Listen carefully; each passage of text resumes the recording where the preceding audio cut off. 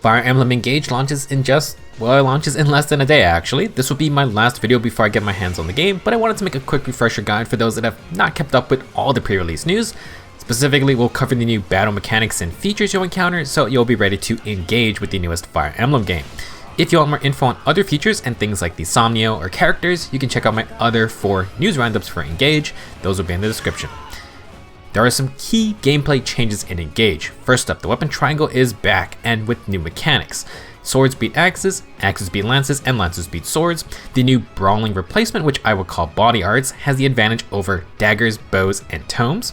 Having weapon triangle advantage will now break the enemy, preventing them from counterattacking if hit. You must deal damage to break an enemy.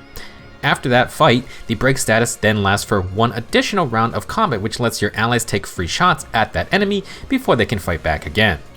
Enemy phase tactics will need to shift and engage, as enemies will break you as well. Along with break, there is a new smash mechanic. Smash is a property of certain heavier weapon types. These heavy weapons cannot make a follow-up attack, and the user always goes last.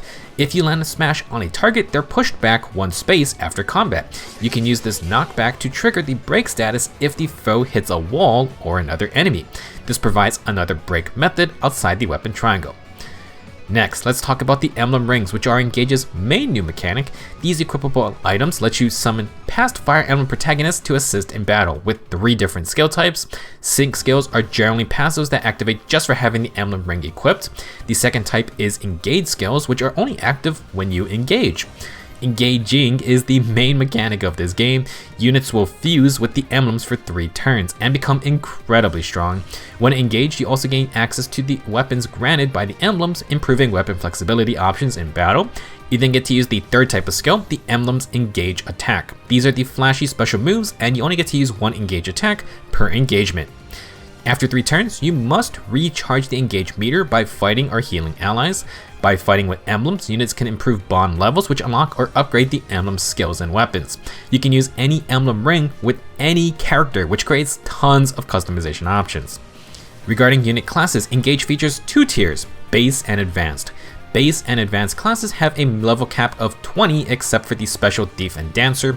You do not have to hit the level cap to promote from a base class to an advanced class. You can do it as soon as level 10 by using a master seal, and it does require a certain base class requirement.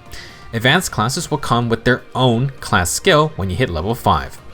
To reclass a unit, you need a second seal. With a second seal, you can go from a base class to another base class, and advanced classes can go to any base or advanced class. This can be done at any level. The catch is that each class has a required weapon proficiency. You do not level up proficiencies in this game, you simply need to have them, and you get more by bonding with the various emblem rings. The later ranking only determines what level of weapons in that category you can use. Some things to note: certain classes have different weapon options. There are Sword, Axe, and Lance Cavaliers, which can then become Sword, Axe, and Lance Paladins. Some advanced classes let you choose a secondary weapon, and you're going to need both weapon proficiencies to reclass into them. Every unit will have a natural weapon proficiency highlighted in blue. These can sometimes boost the weapon rank 1 level up for advanced classes. For example, this is the only way to use S-rank weapons as a paladin.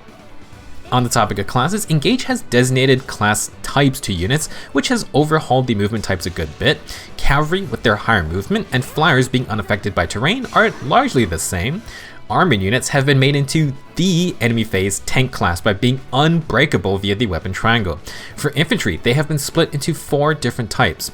Backup units like sword or axe fighters can assist allies with chain attacks if they are in attack range of an ally who initiates. Covert units like archers or thieves will double terrain avoid bonuses, making them harder to hit. Mystical units are the mages and can ignore terrain bonuses when attacking. Last, the Chi Adept are the support classes like the Martial Monk. They get to use Chain Guard on allies, which blocks an attack at the cost of the Chi Adept's HP. This block can negate break from happening and can only be used if the Chi Adept is at full HP. Playing off these unit types, emblem skills have type bonuses. There is quite a lot to experiment with, so try different unit, emblem ring, and class combinations. Oh yeah, heads up, enemies will also have emblem rings at their disposal sometimes. They will use all these busted skills against you, so watch out.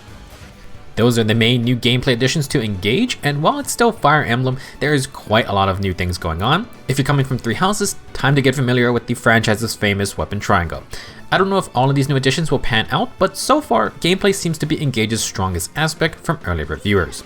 There is a lot more to Fire Emblem Engage, including the social aspects and vast array of characters. Those will take place in the Somnia, which is the replacement for Garrick Mach Monastery.